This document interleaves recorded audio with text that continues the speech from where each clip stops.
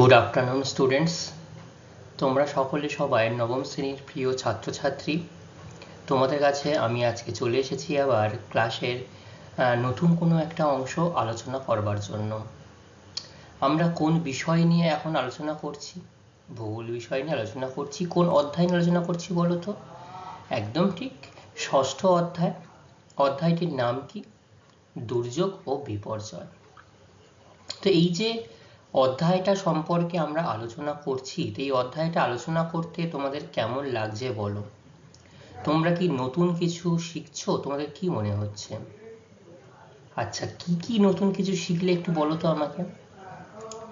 আচ্ছা, হ্যাঁ ঠিকই বলেছো, খুব ভালো জিনিস বলেছো যে আমরা আমাদের চোখের সামনে হয়তো রাস্তায় জল জমতে দেখেছি, বা বিভিন্ন সময় নিম্নচাপের ফলে বহুদিন ধরে বৃষ্টি হতে দেখেছো, ভূমিকম্পের খবর শুনেছো, সুনামির খবর শুনেছো তথ্যগতভাবে বা নিউজের মাধ্যমে, ভূমিধস শুনেছো, নিউজ পেপারে শুনেছো যে হঠাৎ করে কাশ্মীর বা হিমালয় পার্বত্য অঞ্চলে বা উত্তরবঙ্গে বা সিকিম গ্যাংটকের রাস্তায় বিভিন্ন সময় ধস নেমেছে, যাওয়ার ফলে নেমে যাওয়ার ফলে যোগাযোগ ব্যবস্থা বিচ্ছিন্ন হয়ে গেছে। এরকম প্রচুর ইনফরমেশনাল নিউজ আমরা কিন্তু পেয়েছি, জেনেছি। তোমরা এইবার পাঠ্যপুস্তক থেকে পড়ে কি বুঝলে? যে হ্যাঁ, এই যে প্রাকৃতিকগত যত কিছু হচ্ছে, ঘটনা ঘটছে, এগুলো প্রথমে দুর্যোগ হিসাবে চিহ্নিত হয়। এইটা যখন মানুষের ব্যাপক ক্ষতির সম্মুখীন হয়, সামাজিক ক্ষতির সম্মুখীন হতে হয়, এবং যেখানে আন্তর্জাতিক সাহায্য নিতে হয় উদ্ধার কার্যের জন্য, আবার কিন্তু অনেক সময় হয় এই যে হিমালয় পর্বতে যারা ট্রেকিং করে, বড় বড় ট্রেকার যারা, তারাও কিন্তু পর্বত, বিশেষ করে পর্বত আরোহীর কথা বলছি, একদম ঠিক বলেছ, এই পর্বত আরোহীরাও কিন্তু অনেক বিপর্যয়ের সম্মুখীন হয়। তারা কি ধরনের বিপর্যয়ের সম্মুখীন হয় জানো তোমরা? তুষার ধসের সম্মুখীন হয়, তুষার ঝড়ের সম্মুখীন হয়।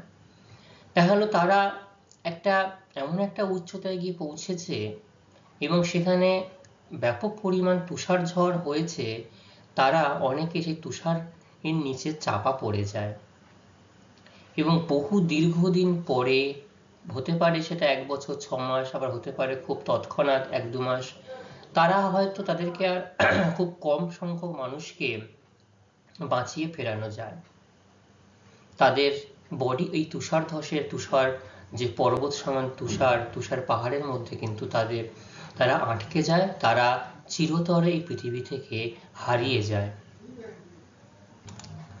তাহলে তোমরা এখান থেকে শিখলে যে দুর্যোগ প্রথমে হবে, আর দুর্যোগের ফলাফল হচ্ছে বিপর্যয়।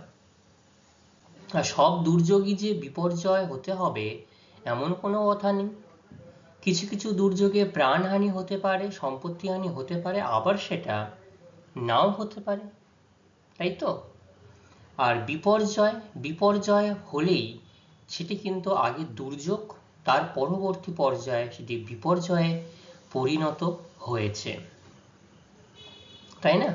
আমরা দুর্যোগ বিপর্যয়ের পার্থক্য সম্পর্কে জেনেছি। তাহলে দেখো, তোমরা কিন্তু এখান থেকে বেশ কিছু নতুন তথ্য, কারণ আমরা তো বিষয়ভিত্তিক আলোচনা করি কিসের জন্য?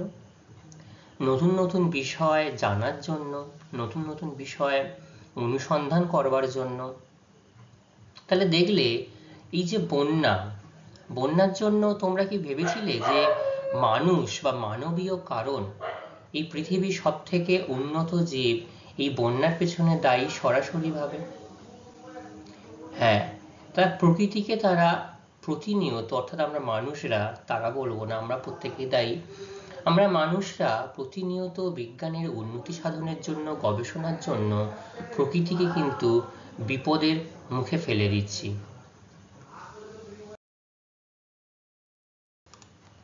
আজকে আমরা নতুন যে অংশ আলোচনা করব বলেছিলাম, সেই অংশ আলোচনা করবার আগে আমি পূর্বের ক্লাসে ঠিক যে অংশ আলোচনা করেছি, অর্থাৎ বন্যা, এই বন্যার মানবীয় কারণ সম্পর্কে আমরা আলোচনা করেছি।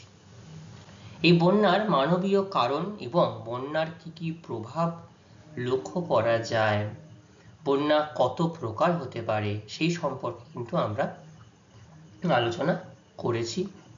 আচ্ছা, শুরুতেই একটু প্রশ্ন জিজ্ঞাসা করি, বলো তো বন্যা আশীর্বাদ না অভিশাপ? তোমার কাছে কি মনে হয়? একদম ঠিক বলেছো, বন্যা কিছু কিছু ক্ষেত্রে কিছু কিছু সময় আমাদের কাছে আশীর্বাদ রূপে গণ্য হতে পারে। সে আশীর্বাদের কারণগুলো কি কি? আচ্ছা, কৃষি জমিতে পলি মাটির পরিমাণ বৃদ্ধি, এটা একটা মূলত কারণ।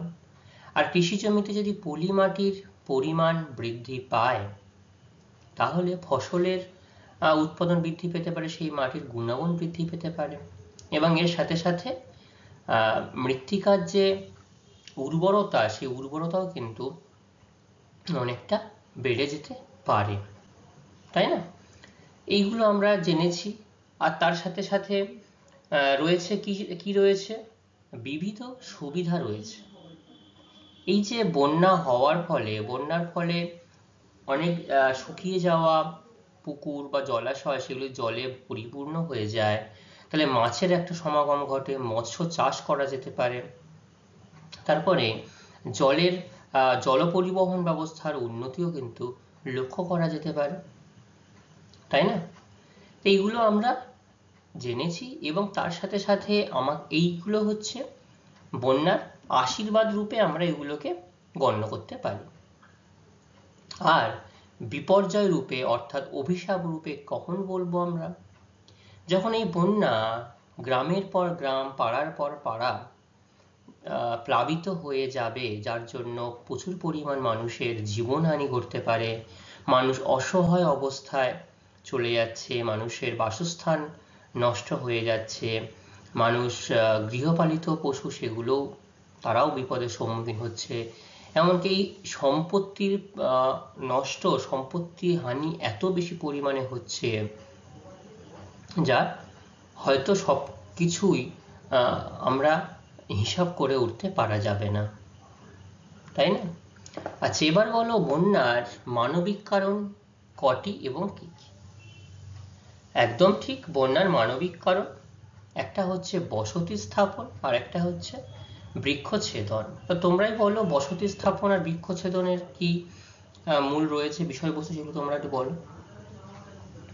আচ্ছা, বৃক্ষছেদনটা আগে বলছো, ঠিক আছে বলো। বৃক্ষছেদন হচ্ছে, আচ্ছা খুব ভালো, যে মানুষ নিজস্ব প্রয়োজনে যে কোনো জায়গাতে কি করছে, দ্রুত নগরায়নের জন্য হোক, নিজের বসতি স্থাপনের জন্য হোক, এছাড়াও আসবাবপত্রের প্রয়োজনে হোক, এছাড়াও চোরা শিকারীরা তারাও কিন্তু যেখানে সেখানে বৃক্ষছেদন করে দেওয়ার ফলে প্রচুর পরিমাণ মাটি কি হচ্ছে, আলগা হয়ে যাচ্ছে। কারণ শিকড় কি করে, শিকড় মাটিকে দৃঢ় সংঘবদ্ধভাবে ধরে রাখে, আটকে রাখে। কিন্তু মাটি যদি শিকড় থেকে আলগা হয়ে যায় তাহলে কিন্তু মানুষ ব্যাপক ক্ষতির সম্মুখীন হয়ে দাঁড়ায়, তাই না? আর তার সাথে সাথে বসতি স্থাপন তো বললামই, মানুষের এত বড় পৃথিবীতে তোমরা জানো 3 ভাগ জল আর 1 ভাগ স্থল, তাহলে স্থলভাগের পরিমাণ বেশ খানিকটাই কম। এবং ভারতবর্ষের মতো বিপুল জনসংখ্যার দেশে প্রতিনিয়ত যে হারে জনসংখ্যা বৃদ্ধি পাচ্ছে, এই অতিরিক্ত জনসংখ্যা বৃদ্ধির ফলে কিন্তু মানুষের বাসস্থানের পরিমাণ হ্রাস পেয়ে যাচ্ছে। দেখবে শহরে একটা বড় বিল্ডিং এর মধ্যেই কয়েক হাজার মানুষ বসবাস করছে সেখানটাতে, তাই না? আবার বিভিন্ন বস্তি আমরা যখন দেখতে পাই সেখানে কিন্তু একটা ঘিঞ্জি পরিবেশের মধ্যেও কিন্তু মানুষ বসবাস করছে। তাহলে এই যে বসতি স্থাপন হচ্ছে দিনের পর দিন, যখন শহরে আর জায়গা পাওয়া যাচ্ছে না, শহর লাগোয়া যে বিভিন্ন গাছের সারি, গাছের জঙ্গল ছিল সেগুলো দিনের পর দিন কিন্তু কেটে ফেলার ফলে মানুষ ধীরে ধীরে এই বনাঞ্চলের পরিমাণটা ধীরে ধীরে হ্রাস করে ফেলছে, এবং যেখানে সেখানে পুকুর বুজিয়ে, জলাশয়কে বুঝিয়ে দিয়ে মানুষ সেখানে ঘর বাড়ি তৈরি করে ফেলছে। তাহলে এর ফলে বন্যা হতেই পারে, হয়। আচ্ছা, বন্যার প্রভাব কি কি লক্ষ্য করা যায় আমাকে একটু বলো। হ্যাঁ, প্রাণহানি, খুব ভালো বলেছো। তারপরে সম্পত্তি হানি, তারপরে রোগ সৃষ্টি, আর বাস্তুতন্ত্র বিপন্ন, খুব ভালো। তাহলে এই যে কারণগুলো দেখতে পাচ্ছি আমরা, এই কারণগুলো সবই কিন্তু মানুষ এর ফলে ব্যাপক পরিমাণ ক্ষতিগ্রস্ত হচ্ছে। ঠিক আছে, এবার তোমরা রিল্যাক্স করে বসো, একটু সবাই মনোযোগ সহকারে শুনবে। আর আমি তোমাদেরকে প্রশ্ন জিজ্ঞাসা করব না আজকের মানে পূর্বের দিনের মতো। আমরা ক্লাসে আলোচনা করতে করতে যে বিষয় সম্পর্কে আলোচনা করছি সেই বিষয় সম্পর্কে অল্প একটু আলোচনা করব, এবং তার সাথে সাথে তোমাদেরকে আমি জিজ্ঞাসা করব তোমরা ঠিক কতক্ষণই বুঝতে পেরেছো, আমাকে কিন্তু রিপ্লাই করতে হবে। ঠিক আছে, তাহলে সবাই মনোযোগ সহকারে শুনবে, এবং যদি কারোর কোথাও কোনো জায়গাতে বুঝতে অসুবিধা হয় আমাকে অবশ্যই জানাবে। ঠিক আছে, তো আজকে আমাদের আলোচনার বিষয়বস্তু সেটা একটু বলি। সেটা হচ্ছে, আজকে এই তো বন্যা দেখলাম আমরা, বন্যার বিপরীত শব্দ কি জানো তোমরা?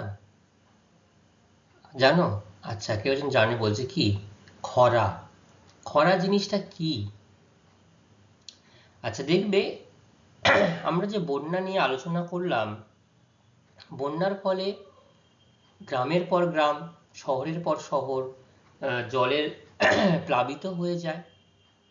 আর এই যে এবার আজকে যে সম্পর্কে আমরা আলোচনা করব, এটা ঠিক এর উল্টো অবস্থা। অর্থাৎ বৃষ্টিপাত যদি অতিরিক্ত কম হয় এবং চারিদিকে দেখবে মাটি ফেটে যাচ্ছে, জলের পরিমাণ নেই, জল কোথাও পাওয়া যাচ্ছে না, চাষবাসের পর্যন্ত জল পাওয়া যাচ্ছে না। এমনকি শুধু মানুষের অসুবিধা হচ্ছে তা নয়, বনাঞ্চলে যে বন্য জীবজন্তুরা তাদের জীবন ধারণের জন্য তাদের পানীয় জলের অভাব লক্ষ্য করা যায়। এবং এই যে সম্পূর্ণ অবস্থা, যে খরা হলে সেই বছরে ফসল উৎপাদন কমে যাবে, মানুষ প্রচুর পরিমাণ মানুষ জল পাবে না, জলের জন্য হাহাকার হতে পারে। এবং সব ক্ষেত্রে হয়তো সরকারি ক্ষেত্র করেও এই হয়তো খরার পরিমাণ মেটানো যায় না।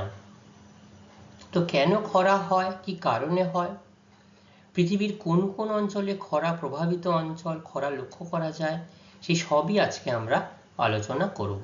ঠিক আছে, তাহলে ষষ্ঠ অধ্যায়, এই ষষ্ঠ অধ্যায়ের নাম কি? দুর্যোগ এবং বিপর্যয়। এই দুর্যোগ ও বিপর্যয়ের আজকে আমরা খরা সম্পর্কে আলোচনা করব। দেখো, এই ছবিগুলো দেখে তোমরা বুঝতেই পারছো, প্রথম যে ছবিটা দেখো, ওইদিকে নগরায়ণ ব্যাপক পরিমাণে অট্টালিকা মাথাচাড়া দিয়ে দাঁড়িয়েছে, তার পাশে জলাশয় থাকবে, জলাশয় দেখো শুকিয়ে গেছে, এবং এই তার পার্শ্ববর্তী যে জমি, যেখানে মানুষ চাষবাস করে এখানে ফসল উৎপাদন করবে, এই যে এত বড় বড় ভূমি একে অন্যের থেকে ফেটে গেছে, ফাঁক হয়ে গেছে, এই ছবিগুলো দেখো, এটা কিন্তু জলের অভাবে এই অবস্থা হয়েছে। দেখো, এই জলপ্রবাহটা, বৃষ্টিপাত আর নেই, জলপ্রবাহ শুকিয়ে গেছে, তাহলে পার্শ্ববর্তী অঞ্চল সব কিন্তু শুকিয়ে গেছে। ঠিক আছে, তো এই খরা আমরা কাকে বলবো? ভারতের সেচ কমিশনের মতে, অর্থাৎ সেচ মানে জলসেচ, সেই সেচ কমিশনের চাষের যে অংশ, সেচ কমিশনের মতে কোনো অঞ্চলে বছরে গড় 100 সেমির কম যদি বৃষ্টিপাত হয়,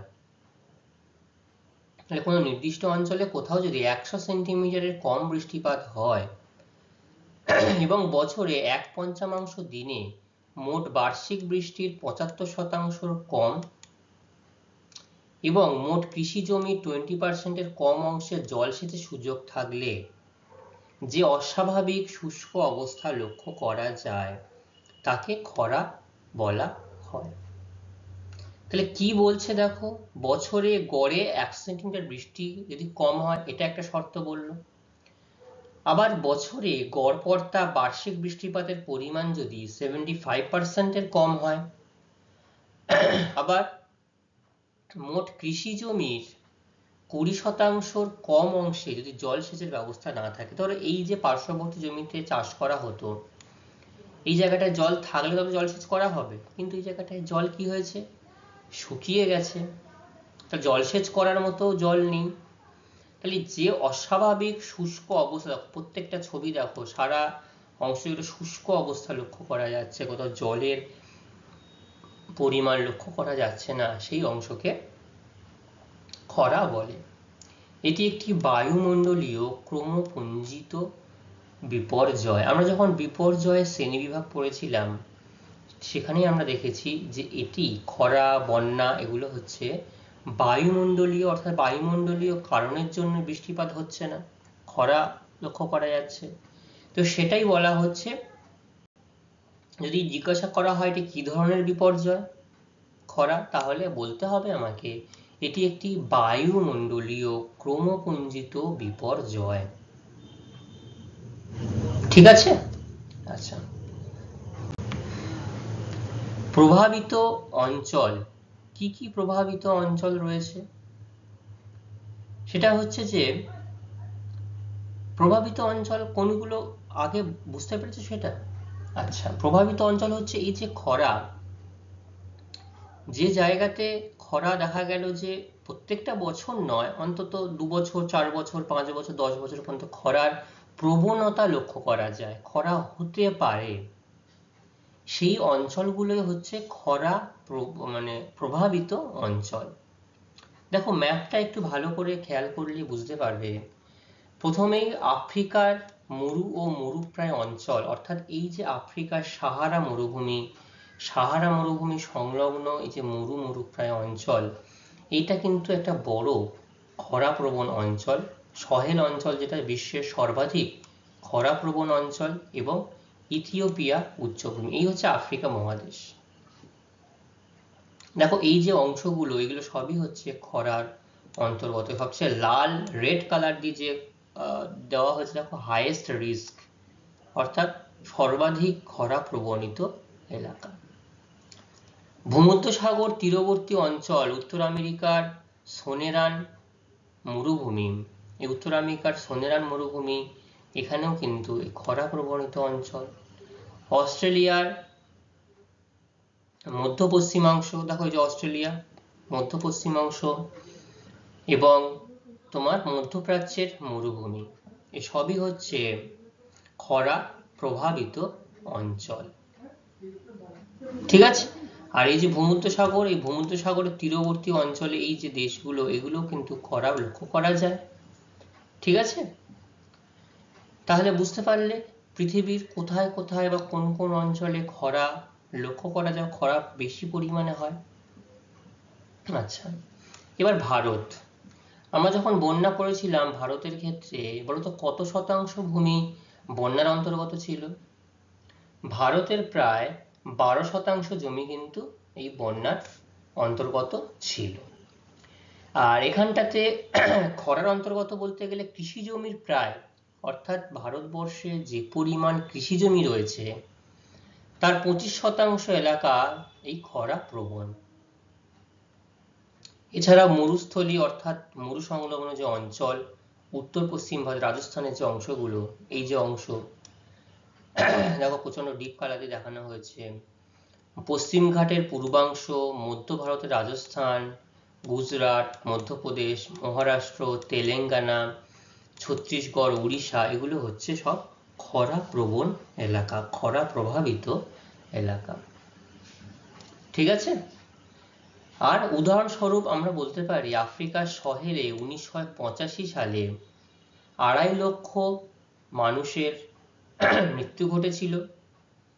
এছাড়াও ভারতের বাংলা প্রদেশ তখন এই ভাগ হয়নি, বাংলা প্রদেশ বলছে 1750 সালে 3.5 লক্ষ মানুষের মৃত্যু হয়েছিল খরার জন্য। এছাড়াও বিহার ও উড়িষ্যা 1963 সালে খরা হয়েছিল, রাজস্থান পাঞ্জাবে 1982 সালে, তামিলনাড়ু পশ্চিমবঙ্গ 1983 সালে, এবং রাজস্থান ও উড়িষ্যাতেও 2000 সালে কিন্তু খরা প্রভাব লক্ষ্য করা গিয়েছিল। ঠিক আছে? তো এই হচ্ছে খরার প্রভাবিত যে অঞ্চল, পৃথিবীব্যাপী এবং ভারতব্যাপী।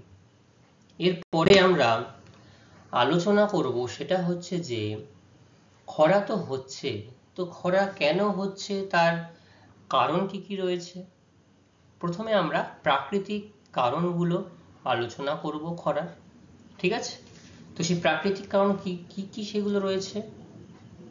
1 নম্বর হচ্ছে অনিশ্চিত ও অপর্যাপ্ত বৃষ্টিপাত, ঠিক আছে।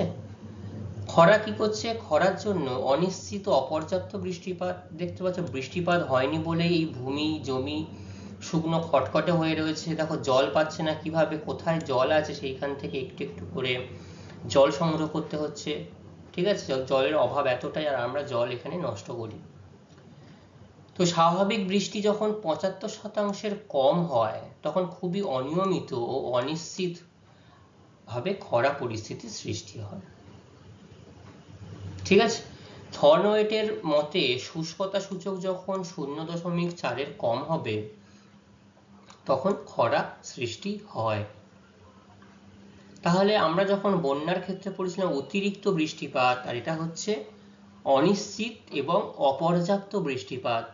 কারণ বৃষ্টিপাত কি বলেছিলাম, বার্ষিক গড় বৃষ্টিপাত যদি 75% কম হয় তখন খরা পরিস্থিতির সৃষ্টি হবে, ঠিক আছে। 1 নম্বর কারণ অনিশ্চিত ও অপর্যাপ্ত বৃষ্টিপাত।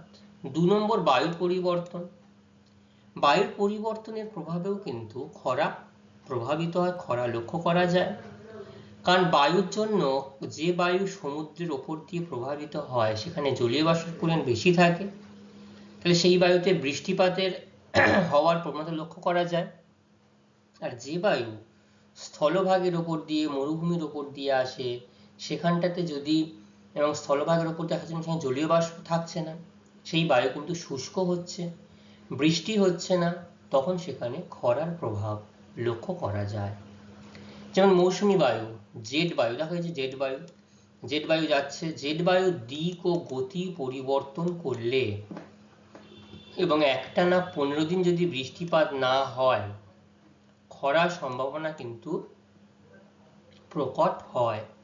দেখো জেট বায়ু যাচ্ছে, জেট বায়ুর ঠিক নিচের প্রান্তটা, দক্ষিণ প্রান্ত দেখো ওয়ার্ম, অর্থাৎ গরম, প্রচন্ড শুষ্ক অবস্থা লক্ষ্য করা যাচ্ছে। তারপর যখন জেট বায়ুর উপরের দিকে চলে যাচ্ছে এই অংশে কিন্তু জেট বায়ুর জন্য আবার ঠান্ডা অংশ লক্ষ্য করা যাচ্ছে। তাহলে এটা গেল প্রাকৃতিক কারণের দুটো অংশ, সেটা হচ্ছে অনিশ্চিত ও অপর্যাপ্ত বৃষ্টিপাত আর বায়ুর পরিবর্তন, ঠিক আছে। আচ্ছা, দুটি কারণ অর্থাৎ অনিশ্চিত এবং অপর্যাপ্ত বৃষ্টিপাতের পরে যেটি রয়েছে সেটি হচ্ছে জেট বায়ুর প্রভাব। এবার 3 নম্বর যে কারণ সম্পর্কে আমরা আলোচনা করব সেটা হচ্ছে জলবায়ুগত প্রভাব। তো জলবায়ুগত প্রভাব কিভাবে লক্ষ্য করা যায়, কিভাবে খরাকে প্রভাবিত করে। জলবায়ুগত প্রভাবটা ঠিক এরকম, দক্ষিণ দোলনের ঋণাত্মক দশা, এছাড়াও রয়েছে এলনিনো। দেখা যাচ্ছে এলনিনোর প্রভাবে কি হচ্ছে, এলনিনোর উষ্ণ দশা, স্ট্র্যাটোস্ফিয়ারের আঞ্চলিক বায়ুপ্রবাহের পার্থক্য, যে স্ট্র্যাটোস্ফিয়ার স্তর রয়েছে বায়ুর মণ্ডলের, সেখানেও একটা আঞ্চলিক বায়ুপ্রবাহের পার্থক্য লক্ষ্য করা যায়। মৌসুমী বায়ুর নির্দিষ্ট সময়ের চেয়ে দেরিতে আগমন, অর্থাৎ আমাদের এখানে যে জুন মাসে বর্ষার আগমন হয়, ঠিক আছে, ভারতবর্ষের তামিলনাড়ু রাজ্যের ওপর দিয়ে প্রথম এই মৌসুমী বায়ু প্রবেশ করে। অনেক সময় দেখা যায় কিছু কিছু বছরে মৌসুমী বায়ু প্রবেশ করতে অনেকটা দেরি হয়ে যায়, দেরিতে প্রবেশ করে, আবার অনেক সময় আগে ফিরে যায়। তাহলে তার ঠিক যে ইন্টারভ্যালটা, যে সময়সীমাটা থাকা উচিত সেটা যদি না থাকে তাহলে কিন্তু খরা হবেই, খরা লক্ষ্য করা যাবে। তবে যে এলনিনোতে কি দেখা যাচ্ছে, এলনিনোর যে সাল বা বছরগুলোতে হয়, দেখো নর্মাল বছরে কি হচ্ছে, এই যে নিরক্ষরেখার যে অংশ, নিরক্ষরেখার এখানটাতে দেখা যাচ্ছে অস্ট্রেলিয়ার দিকটাতে সামান্য পরিমাণ গরম কিছু হয়, ঠিক আছে। এখান থেকে উষ্ণ স্রোত প্রবাহিত হতে লক্ষ্য করা যায়, যেন গরম হয়। আর সাউথ আমেরিকার এই অংশে cold water along with South American coast, অর্থাৎ এখানটাতে ঠান্ডা আবহাওয়া লক্ষ্য করা যায়।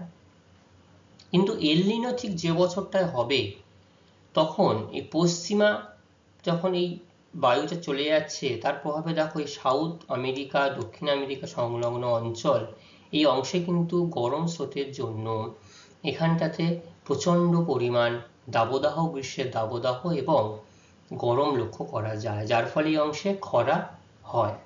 তাই এল নিনো কিন্তু খরার জন্য দায়ী। মরুভূমির প্রসার, দেখো মরুভূমির প্রসারের সব থেকে বড় কারণ কিন্তু মরুভূমির চারিপাশে গাছের স্তর তৈরি না হওয়া, এবং যদি মরুভূমির পাশে যে গাছ রয়েছে সেগুলো যদি আমরা ধীরে ধীরে কাটতে শুরু করি, তাহলে কিন্তু মরুভূমিতে পরিণত হতে বেশি সময় লাগবে না। দেখো যে উষ্ণ এবং শুষ্ক মরুপ্রান্তবর্তী এলাকায় যদি মরুকরণ হয় বা শুষ্ক আবহাওয়া সৃষ্টি হয়, তখন কিন্তু এই যে খরা প্রবণতা কিন্তু বৃদ্ধি পাবে। তাহলে বোঝা গেল, মরুভূমির পার্শ্ববর্তী অঞ্চলে যদি গাছের দেওয়াল আমরা না দিতে পারি এবং সেখানে যদি বৃক্ষচ্ছেদন করে থাকি, তাহলে সেখানে কিন্তু খরা প্রবণতা বাড়বে। ভূ উষ্ণায়ন, গ্লোবাল ওয়ার্মিং সম্পর্কে তোমরা সবাই টুকটাক শুনেছো। বিশ্ব উষ্ণায়ন, তো বিশ্ব উষ্ণায়ন অর্থাৎ প্রত্যেক বছর আমাদের এই বিশ্বের তাপমাত্রা গড় তাপমাত্রা যে হারে বৃদ্ধি পাচ্ছে, সেটা কিন্তু বিজ্ঞানীদের কাছে একটা অশনি সংকেত। কারণ প্রত্যেক বছর যদি 1 ডিগ্রি, 1.5 ডিগ্রি, 2 ডিগ্রি হারে তাপমাত্রা বৃদ্ধি পায়, তাহলে দেখো তুমি একটু ছোটবেলায় যতটা তাপমাত্রা ছিল, এখন কিন্তু এই সময় তাপমাত্রা অনেকখানি বৃদ্ধি পেয়ে যায়। কারণ এটা গড় তাপমাত্রা যেহেতু বৃদ্ধি পাচ্ছে, গড় তাপমাত্রা বৃদ্ধি পেলে কিন্তু আবার এই যে হিমবাহের যে স্তর রয়েছে আন্টার্কটিকা স্তরে বা হিমবাহ বিভিন্ন জায়গাতে, সেগুলো কিন্তু দ্রুত হারে বরফ গলতে শুরু করবে। দ্রুত হারে বরফ গলতে শুরু করলে কিন্তু সমুদ্রের জলতল বৃদ্ধি পাবে, তখন কিন্তু অনেক শহর জলের তলায় চলে যাবে। ঠিক আছে, তো সেই জন্য এই গ্রিন হাউস প্রভাব এবং গ্লোবাল ওয়ার্মিং এর জন্য বৃষ্টিপাতের চেয়ে বাষ্পীভবন বৃদ্ধি পেয়ে খরার প্রাদুর্ভাব লক্ষ্য করা যাচ্ছে, খরা ঘটছে। গ্লোবাল ওয়ার্মিং একটা দায়ী। তাহলে প্রাকৃতিক কি কি কারণ আমরা জানলাম? অনিশ্চিত বৃষ্টিপাত, জেট বায়ুর প্রভাব, বা 3 নাম্বার জলবায়ুগত প্রভাব, 4 নাম্বার মরুভূমির প্রসার, 5 নাম্বার ভূ উষ্ণায়ন। খুব ভালো বলেছ। প্রাকৃতিক কারণের পর আমরা যেটা আলোচনা করব সেটা হচ্ছে মানবীয় কারণ। তো মানবীয় কারণ আমি এই ছবিতে আবার তোমাদের সামনে দেখালাম, এই জন্যই দেখালাম যে বৃক্ষচ্ছেদন যদি হয়, দেখো আমরা বৃক্ষচ্ছেদনের জন্য যেমন বন্যা প্রভাবিত হতে দেখেছি, এই বৃক্ষচ্ছেদনের ফলে মরুকরণ বৃদ্ধি হতে দেখেছি, মরু সম্প্রসারণ। আবার এই বৃক্ষচ্ছেদনের জন্য খরার প্রবণতা বৃদ্ধি পায়। তাহলে বৃক্ষ আমাদের কত বড় উপকারী একটা বন্ধু, সেটা তোমরা বুঝতে পারছো। তোমরা জানো যে গাছ আমাদের কার্বন ডাইঅক্সাইড গ্রহণ করে অক্সিজেন ত্যাগ করে, সেই অক্সিজেন দ্বারাই কিন্তু আমরা শ্বাস গ্রহণ করে থাকি।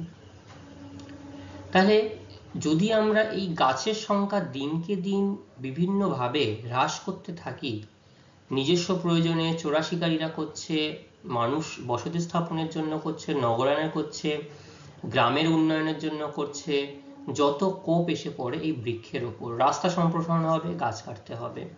অট্টালিকা গড়ে তুলতে হবে, গাছ কাটতে হবে। বাড়ি করতে হবে, গাছ কাটতে হবে। বড় পার্ক হবে, গাছ কাটতে হবে। উন্নয়ন হবে, গাছ কাটতে হবে। তাহলে বিভিন্ন সময় গাছের উপরেই কিন্তু এই কোপ এসে পড়ে। আর এই গাছ কাটা মানে সার্বিকভাবে পরিবেশের ব্যাপক ক্ষতি। তো মানুষ যথেচ্ছ পরিমাণে যদি অরণ্য বিনাশ করায়, কি হয়? বৃষ্টিপাত হ্রাস পায়। বৃষ্টিপাত হ্রাস পাওয়ার ফলে খরার সম্ভাবনা বৃদ্ধি পেয়ে যায়। তাহলে গাছ তো বাষ্পীভবন করে পরিবেশে জলীয় বাষ্পের পরিমাণ বৃদ্ধি করে। কিন্তু যদি জলীয় বাষ্পের পরিমাণ গাছ না থাকার ফলে কমে যায়, তাহলে কি হবে? বৃষ্টিপাতের পরিমাণ কমে যাবে। বৃষ্টিপাতের পরিমাণ কমে গেলে কি হবে? খরা জিতে যাবে, বৃষ্টিপাত হেরে যাবে।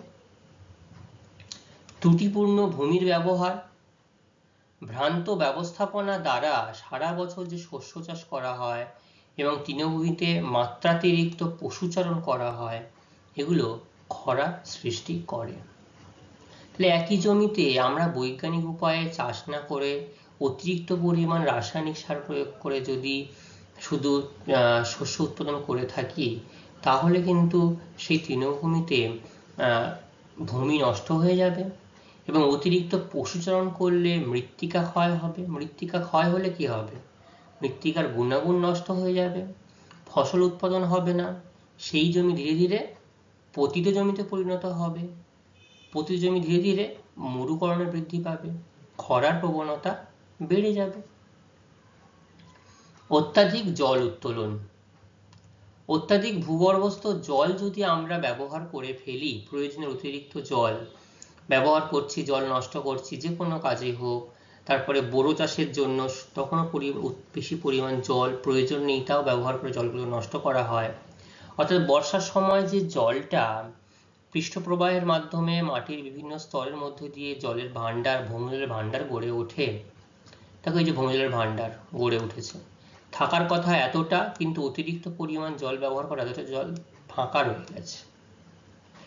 তোমার বাড়ির যে কল লাগানো রয়েছে, হ্যান্ড পাম্প বা পাম্প মোটর সেট লাগানো রয়েছে, পুরোটা জল থাকতো, কিন্তু জলের পরিমাণ এতটা লেগে গেছে, নেমে যাওয়ার জন্য কিন্তু বর্ষাকালে তুমি যখন হ্যান্ড পাম্প ইউজ করো বা পাম্প ইউজ করো, দেখবে জল ওঠার পরিমাণটা কিন্তু কমে যায়।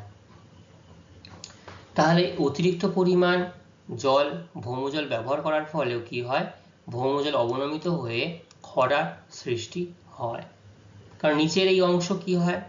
মাটির যে অংশ, অর্থাৎ মাটিতে নিচ থেকে কৈশিক প্রক্রিয়ায় জল গ্রহণ করে, সেই জল কিন্তু মাটি শুকিয়ে যাচ্ছে, শুকিয়ে যাওয়ার ফলে কি হচ্ছে? খরা হচ্ছে। দ্রুত নগরায়ন, এটাও একটা খরা হওয়ার অন্যতম কারণ, যে যথেচ্ছ হারে ভূমি ব্যবহার করা হচ্ছে, পাকা বাড়ি, তারপর রাস্তাঘাট, উন্নত প্রকল্প, বিভিন্ন বড় বড় কংক্রিটের প্রকল্প গ্রহণ করা হচ্ছে, তার ফলে চারিদিক থেকে কি হচ্ছে? মৃত্তিকার পরিমাণ হ্রাস পাচ্ছে, গাছপালাও কমে যাচ্ছে, ফলে খরা প্রবণতা বৃদ্ধি পাচ্ছে। ঠিক আছে? তাহলে প্রাকৃতিক কারণ 5টি ছিল, মানবিক কারণ 4টি। কি কি? বৃক্ষছেদন, ত্রুটিপূর্ণ ভূমির ব্যবহার, অত্যাধিক জল উত্তোলন মানে ভৌমজলের ব্যবহার, আর দ্রুত নগরায়ন। ঠিক আছে? আচ্ছা, এবার খরার প্রকার। কি কি খরা লক্ষ্য করা যায়? আমাদের যে ইন্ডিয়ার মিটিওরোলজিক্যাল ডিপার্টমেন্ট রয়েছে, তাদের ভিত্তিতে খরাকে মূলত 2টি শ্রেণীতে ভাগ করা যেতে পারে। একটা হচ্ছে চরম খরা আর একটা হচ্ছে মধ্যম খরা। চরম খরাটা কি?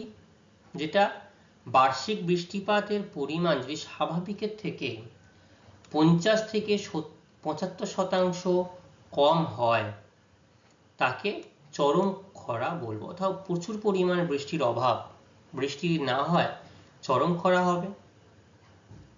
আর গড় বার্ষিক বৃষ্টিপাত স্বাভাবিকের থেকে যদি 25 থেকে 50% কম হয়, তখন তাকে মধ্যম খরা বলা হয়। যে বছর বৃষ্টিপাতের পরিমাণ যত কম হবে, সেই বছরই চরম খরা। আর বৃষ্টিপাতের পরিমাণ তার থেকেও যদি আরো একটু স্বাভাবিকের থেকে কম হয়, অর্থাৎ 25 থেকে 50% হয়, তখন তাকে মধ্যম খরা বলবো। খরা সৃষ্টিকারী কারণগুলোর ভিত্তিতে খরা কয় প্রকার? 3 প্রকার। তাহলে এখানেও আবহাওয়াগত খরা রয়েছে। আর দেখো আবহাওয়াগত খরা কি? গড় বার্ষিক বৃষ্টিপাতের স্বাভাবিকের চেয়ে 75% বা তার কম, সেটা হচ্ছে আবহাওয়াগত খরা। কৃষি সংক্রান্ত খরা, যখন বৃষ্টিপাতের অভাবে মাটি শুকিয়ে যায়, জমি সম্পূর্ণ ব্যবহারের অযোগ্য হয়, সেটা হচ্ছে কৃষি সংক্রান্ত খরা। কৃষি সংক্রান্ত খরা হচ্ছে যে বৃষ্টিপাতের অভাবে মাটি যখন শুকিয়ে যাচ্ছে, এই যে কৃষি সংক্রান্ত খরা। দেখো ধান গাছ রোপণ করা হয়েছে, কিন্তু জলের অভাবে বৃদ্ধি পাচ্ছে না। জল সংক্রান্ত খরা, ভূপৃষ্ঠে ভূগর্ভস্থ জল যখন কমে যাচ্ছে, শুকিয়ে যাচ্ছে, জল সংক্রান্ত খরা। তাহলে আমরা মোট 5 রকম খরা জানলাম, একটা আইএমডির ভিত্তিতে, চরম খরা আর মধ্যম খরা, আর খরা সৃষ্টিকারী কারণগুলির ভিত্তিতে আবহাওয়াগত খরা, কৃষি সংক্রান্ত খরা আর জল সংক্রান্ত খরা। কি কি প্রভাব লক্ষ্য করা যায়? এই যে খরা হচ্ছে, তার কি কি প্রভাব? প্রভাব তো ব্যাপক। এই প্রভাবের শেষ নেই। দেখো প্রত্যেকটা ছবি দেখো কেমন ভাবে এই যে কৃষির গাছকে বৃদ্ধি ব্যাহত করছে। একটা বাচ্চা ছেলে জল পাচ্ছে না, পানীয় জলের সংকট লক্ষ্য করা যাচ্ছে, খাদ্যের অভাব লক্ষ্য করা যাচ্ছে, এবং তার সঙ্গে সঙ্গে বাস্তুতন্ত্র সম্পূর্ণরূপে নষ্ট হয়ে যাচ্ছে। ফসল উৎপাদনের ব্যাহত হচ্ছে। খরার ফলে জলের অভাবে কি হচ্ছে, কৃষিজ ফলন হ্রাস পেয়ে যাচ্ছে, কমে যাচ্ছে, ফলে ফসল শুকিয়ে নষ্ট হয়ে যাচ্ছে। এর জন্য খরা লক্ষ্য করা যাচ্ছে একটা, মানে খরার ফলে এই ফসল হচ্ছে না। ফসল উৎপাদন যদি না হয় তাহলে খাদ্যের হাহাকার লক্ষ্য করা যাবে, খাদ্যের দাম বৃদ্ধি পাবে। তাহলে এটা একটা কারণ গেল। জল সংকট, খরার ফলে বৃষ্টিহীনতা এবং ভৌমজল হ্রাস পাওয়ায় মানুষ সহ সমস্ত জীবের পানীয় জলের তীব্র সংকট। দেখো পানীয় জলে কিভাবে সংকট হচ্ছে, বাচ্চাটা জল খেতে পারছে না। এবং শুধুমাত্র এটাই নয়, বন্য জীবজন্তুরাও তারাও এই জল থেকে বঞ্চিত থাকতে হচ্ছে। খাদ্য সংকট ও দুর্ভিক্ষ, জলের অভাবে কৃষি উৎপাদন হ্রাস পাওয়ায় শর্করা জাতীয় যে খাদ্য, অর্থাৎ প্রাণীজ মাছ, মাংস, দুধ, ডিম, এই খাদ্যের কিন্তু সংকট দেখা দেবে। মানুষের তীব্র খাদ্য সংকটে দুর্ভিক্ষ সৃষ্টি হবে, মানুষ অনাহারে দিন কাটাবে এবং প্রাণহানি ঘটতে থাকবে। তাহলে দেখো শুধুমাত্র খরার জন্য যেমন ফসল উৎপাদন ব্যাহত হচ্ছে, আর তুমি যদি ফসল লাগিয়ে জল না দাও তাহলে কি ফসল ফলন বৃদ্ধি পাবে? বৃদ্ধি হবে না।